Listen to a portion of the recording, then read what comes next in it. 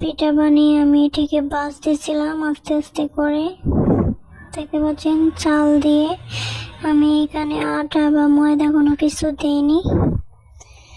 তো আমার ভাজা কি ঠিক আছে কিনা আপনারা অবশ্যই কমেন্ট করে জানাবেন। এই হচ্ছে আমার পিঠার ফাইনাল লুক কেমন হয়েছে, আর আপনারা কিভাবে তৈরি করেন সেটাও কমেন্ট করে জানাবেন।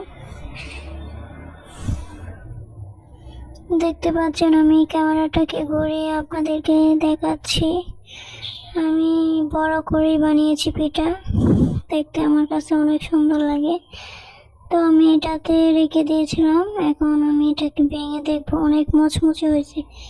তো আমার ভিডিও আপনাদের কাছে কেমন লাগে অবশ্যই কমেন্ট করে জানাবেন।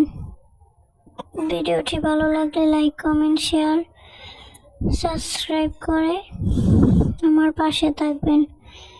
সবাই ভালো থাকবেন, সুস্থ থাকবেন। এই হচ্ছে আমার তেলাপিয়া মাছ বোনা। তো তরকারি কালারটা কেমন হয়েছে কমেন্ট করে জানাবেন।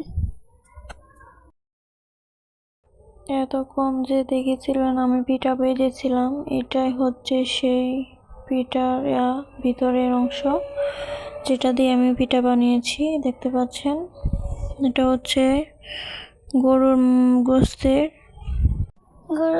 তরকারি থেকে যে মাংসে নেওয়া সেটা আমি ভালোভাবে শুকিয়ে নিয়েছিলাম।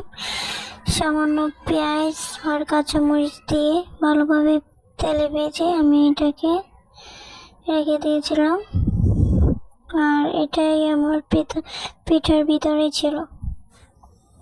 তো আমার ভিডিও আপনাদের কাছে ভালো লাগলে অবশ্যই লাইক কমেন্ট শেয়ার সাবস্ক্রাইব করতে ভুলবেন না। সবাই ভালো থাকবেন, সুস্থ থাকবেন। আল্লাহ হাফেজ।